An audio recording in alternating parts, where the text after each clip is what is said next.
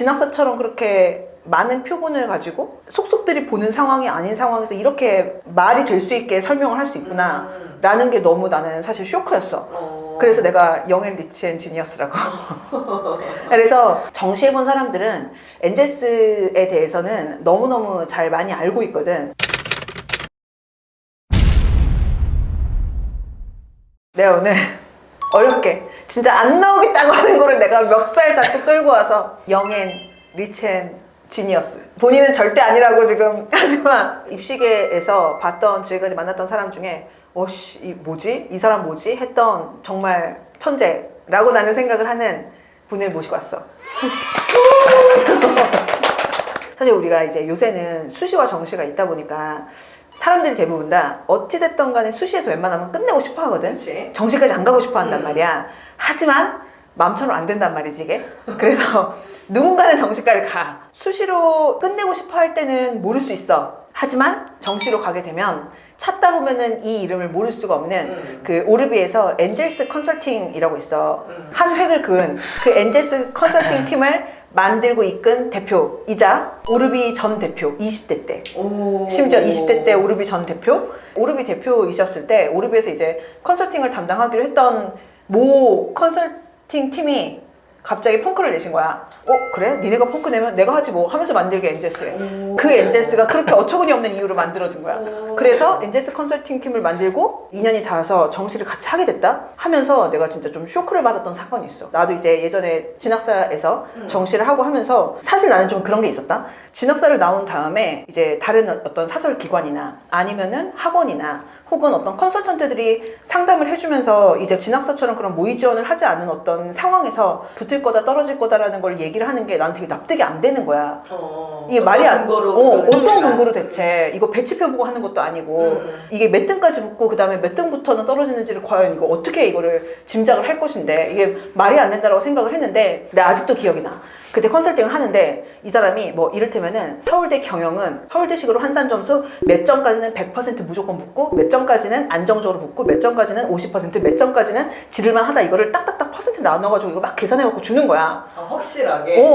이거를 모든 과들을 이 서울대만 뿐이 아니라 모든 대학들의 모든 과들을 이걸 쫙 계산해가지고 쫙 뿌려. 그래서 엔젤스 컨설팅 팀 같은 경우는 누가 됐든지 간에 다 똑같은 숫자를 가지고 똑같이 컨설팅을 하거든. 근데 보면서 이제 이상하다 했어요. 나중에 좀 시간 지나고 좀 친해진 다음에 내가 캐 물어봤어. 그 숫자는 대체 무슨 근거로 나오는 거냐. 그 숫자가 되게 기똥차게 잘 맞았단 말이야. 그리고 내가 뭐지 싶어가지고 내가 물어봤어. 어떻게 대체 계산이 이게 나오는 거냐. 근데 생각보다 되게 흔쾌히 영업기밀을 얘기를 해주더라. 그래서 내가 또 들었지? 듣고서 내가 아직도 그게 기억이 나는 게 나 좀 사실 쇼크 받았거든 그때. 딱 그거를 듣는 순간 나 사실 무슨 생각했냐면은 진학사처럼 그렇게 많은 표본을 가지고 속속들이 보는 상황이 아닌 상황에서 이렇게 말이 될 수 있게 설명을 할 수 있구나 라는 게 너무 나는 사실 쇼크였어. 그래서 내가 영앤 리치 앤 지니어스라고. 그래서 정시해본 사람들은 엔젤스에 대해서는 너무너무 잘 많이 알고 있거든. 그 엔젤스를 어쨌든 그래서 만들고 지금까지 키워온 엔젤스 대표님. 그러니까 엔젤스가 곧 이 사람이고 이 사람이 엔젤스인 분이야. 그래서 사실은 그동안에는 거의 약간 엔젤스 대표인데도 불구하고 거의 약간 베일에 쌓인 정말 굵직한 설명의 정도만 몇 번만 쓰시고 힘들게 거의 멱살 잡고 끌고 오다시피 해가지고 모시고 왔어. 자, 우선 그러면은 저희 채널 구독자님들한테 우선은 인사 한번 부탁드릴게요. 너무 좋게 소개를 해주셔서 오늘 진짜 제가 좋은 얘기를 지금 해야만 부끄러워. 될 것 같은데 네, 저는 엔젤스 컨설팅 팀 만들어서 운영하고 있고 이제 아까 말씀해 주셨듯이 오르비에서 처음에 강사부터 시작해서 입시를 시작한 조영탁이라고 하고요. 지금은 이음 입시센터에서 센터장으로 일하고 있습니다. 박수. 그리고 온라인 강의 플랫폼 네. 피브에서 저희가 입시팀 같이 운영하고 있고요. 사실은 이제 컨설팅이라는 주제가 굉장히 학생들한테 생소할 수도 있고 이제 대치동에서 컨설팅을 많이 접해보신 분들은 컨설팅에서 뭘 하고 있는지 그 다음에 정식 컨설팅이라는 게 어떻게 돌아가는지를 아시는데 이제 대부분의 경우에는 이제 아까 소장님께서 말씀해 주셨듯이 수시에서 거의 대부분 승부가 나고 정시는 일종의 패자부활전처럼 인식이 되다 보니까 이제 정시에 대해서는 잘 모르시는 부분도 있고 이제 오해가 있으신 것도 좀 있는 것 같아서 오늘 제가 그런 얘기를 좀 드릴 것 같고요. 요새의 정시 트렌드? 상황? 요새 학생들 좀 어떤지? 저희가 늘 말씀드리는 것 중에 이제 정시로 대학을 가는 거는 매년 조금씩 쉬워지고 있거든요. 이제 그 이유가 이제 학교에서 정시에 대한 비율을 높여가고 있기 때문일 수도 있고, 기본적으로는 학령 인구 자체가 계속 감소하다 보니까 거기에 맞춰서 대학들이 정원을 줄이는 데는 실패했어요. 이제 정원을 계속 줄여야 된다는 얘기는 하는데, 학교 입장에서는 정원을 줄이면 당연히 등록금 수입도 감소를 하고, 그리고 이제 4년제 대학 인구 자체가 학령 인구보다 계속 많아지다 보니까 우리 학생들 입장에서는 대학을 가는 거는 이제 그냥 마음만 먹으면 간다, 이런 상황이 되어 버렸고요. 게다가 이제 최근에 2022학년도부터 이제 상위권 학생들 입장에서는 약대가 또 6년제로 돌아오다 보니까 기본적으로 대학을 가는 문 자체가 굉장히 넓어져 있는 상태예요. 심지어 상위권 네네, 의자가 상위권, 많이 늘어난. 네네. 그래서 뭐 약대 같은 경우 한 2,000명 정도가 갑자기 늘어나다 보니까 이제 피트로 준비하시던 분들 입장에서는 굉장히 손해가 큰데, 피트로 갈 수 있는 길이 없어졌으니까. 그게 아닌 경우에는 상위권 학생들 입장에서는 굉장히 수월해진 상태라서 지금은 전반적으로 해가 거듭되면 거듭될수록 본인이 그냥 똑같은 등수를 맞아도 갈 수 있는 학교의 이제 레벨이 조금씩 올라가는 그런 약간 호재밖에 없는 구간이라고 보시면 될 것 같아요. 근데 이제 이게 그 통합 수능이랑 겹치면서 학생들이 그런데 조금 자기 위치를 잘못 파악하고 있는 경우들이 있는데, 전반적으로 대학 가기가 쉬워진 건 맞는데 그래도 상대적으로 내가 그 인원수만큼 등수 안에 들어야만 대학을 잘 가는 건 맞잖아요. 근데 이제 학생들 입장에서 통합 수학이 시행되면서 자기 위치를 좀 잘못 파악하고 있는 경우들이 더 많은 것 같더라고요. 특히 이제 이과 학생들 문제인데, 이제 과거에는 가형이랑 나형으로 수학 시험지가 나눠져 있다 보니까 가형 응시 인원이 대략 한 15만 명, 그리고 이거는 지금도 미적분이랑 기하를 합치면 대략 15만 명 정도 응시하고 있는 건 그대로인데, 가형이 15만 명, 나형이 한 30만 명에서 토탈 45만 명 정도가 이제 수능을 같이 보거든요. 그래서 예전에 가형 시험이 따로 있던 시절에는 이제 1등급이 딱 4% 맞는다고 치면 대략 6,000등까지가 가형으로 1등급을 받고, 그리고 1등급 받은 친구들은 당연히 수학을 잘하는 게 맞았었죠. 그리고 이제 2등급까지가 11%라고 치면 대략 16,500등까지가 2등급을 받는데, 과거에는 이 2등급을 받고서도 본인이 수학을 잘 못한다고 생각들을 했었어요. 가형 2등급 받으면 인서울 공대를 가긴 가는데 내가 의대를 가기는 좀 힘들겠다, 이런 생각들을 다들 하고 살았었고, 그런데 이제 지금은 45만 명이 같은 시험지로, 물론 이제 선택 과목이 나눠져 있기는 합니다만 같은 이제 그레이딩을 받다 보니까 1등급을 받는 학생들 인원수가 많이 늘어난 거죠. 45만 명 기준으로 4%를 계산해 보면 대략 18,000등까지가 통합수학에서 1등급을 받게 되고, 그러면 이과 학생들 입장에서 문과가 한 명도 이 사이에 못 들어왔다고 쳐도 이제 18,000등까지가 1등급을 받으니까 대략 옛날 기준으로는 3등급 초반, 이제 가형 아까 2등급이 16,500등까지였고 이제 16,500등부터 18,000등 사이는 가형 3등급이잖아요.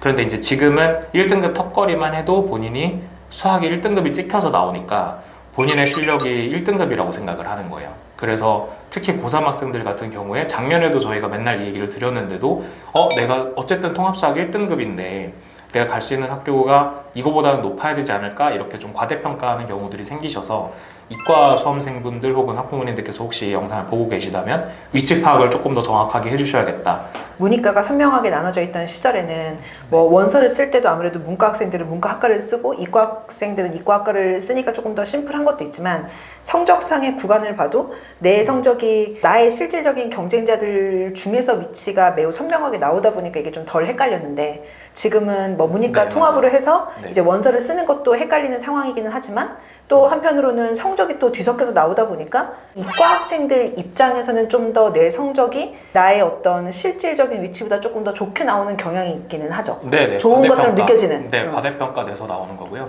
이제 그게 이제 소위 뭐 인플레이션 같은 느낌인데, 이제 수학 성적이 본인의 1등급이 찍혀서 나오면 학생들은 기본적으로는 못했다는 생각은 잘 안 들어요. 그쵸. 그리고 최근에 이제 본 6평 같은 경우도 84점 언저리까지 나오면, 즉 4문제까지 틀려도 1등급이 잘 나오거든요. 솔직히 틀릴 만한 문제를 거의 다 틀리고서도 1등급이 나온다는 얘기가 되니까 공부를 조금 덜 열심히 하게 되는 경향이 있는 것 같아요. 이과 학생들 입장에서. 이제 문과 학생들은 오히려 이제 1등급 받으려면 88점, 89점 이렇게 막 나와야 되고, 그리고 이과 학생들한테 본인들이 수학에서 밀린다는 생각을 하니까 공부를 그 전해보다 더 열심히 하고는 있어요. 그게 실질적으로 성적으로 귀결되는지 여부는 이제 변론으로 하고, 일단 더 열심히 해야겠다는 생각들을 하는데, 이과 학생들은 문과 학생들이 소위 이제 받쳐준다고 생각을 하니까 수학 이 정도 해도 내가 1등급 잘 나오네, 이렇게 착각을 할 수도 있다는 그 말씀을 좀 드리고 싶어요. 그런 부분들이 네. 나중에 이제 수능을 본 다음에 네. 학생들이 좀 충격을 받고, 왜냐면 이제 내 성적을 가지고 어쨌든 모의 지원을 보통은 해보잖아요, 정시에서. 맞아요. 네. 그럼 정시에서 모의 지원 해봤는데 내가 생각했던 거랑 실제로 내가 쓸 수 있는 대학이 좀 편차가 있네? 라고 많이 좀 실제로 생각을 하는 것 같아요. 우리 저번에 네, 맞아요. 원서 네. 쓸 때도 저번에 이제 그게 정시 많죠. 같이 했을 때도 보면은 학생들이 어쨌든 성적을 받는다면 요새는 그걸 가지고 보통은 진학사에다가 이제 우선은 넣어본단 말이야. 점수를 넣어보고 그 다음에 내 성적에 맞는 이제 추천을 받아, 그 사이트에서. 그래갖고 그걸 가지고 이제 좀 여기도 한번 넣어봤다 저기도 넣어봤다 해보면서 나한테 맞는 대학과 학과를 얼추 맞게 이제 들어가고, 그러면은 그걸 가지고 딱 보니까 내가 원래 생각했던, 나는 그래도 나름대로 1등급이고 1등급 딱 찍힌 성적을 받았는데 그걸 가지고 생각을 못했던 어떤 학교를 써야 되고 학과를 써야 되는 상황이 되면, 그럼 이제 학교 레벨을 교차를 해서 올려야 되나? 이런 생각이 조금 더 드는 것 같아, 그 상황 자체가. 이제 보통은 요 학생들의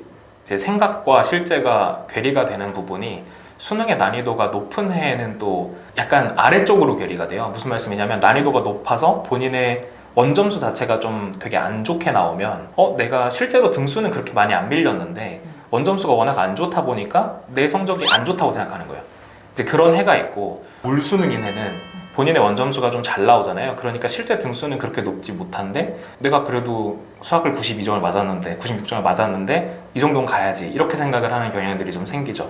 그래서 이제 최근에, 이제는 좀 최근이라고 하기도 민망하지만 영어가 절대평가가 되던 첫 해에 이제 이런 현상이 좀 되게 심했었어요. 그 전까지는 영어도 상대평가로 시험을 봤었고, 예를 들어서 국수영 300점 만점에 올해 이제 본인이 290점을 맞았을 때 학생들은 당연히 그 전년도 300점 만점에 290점이랑 본인을 동일시하는 경향이 있거든요. 그런데 이제 2018학년도 전에까지는 국수영에서 다 합쳐서 10점을 틀렸으면 진짜 잘 본 거죠, 시험을. 그런데 영어 1등급을 맞고 국어 수학에서 10점을 틀린 학생들이 그 전년도 300점 만점에 290점이랑 본인을 동일시하면서 2018학년도에는 정말 거의 모든 모집단에서 대폭발이 일어났었어요. 자기 점수를 그만큼 과신한 거죠.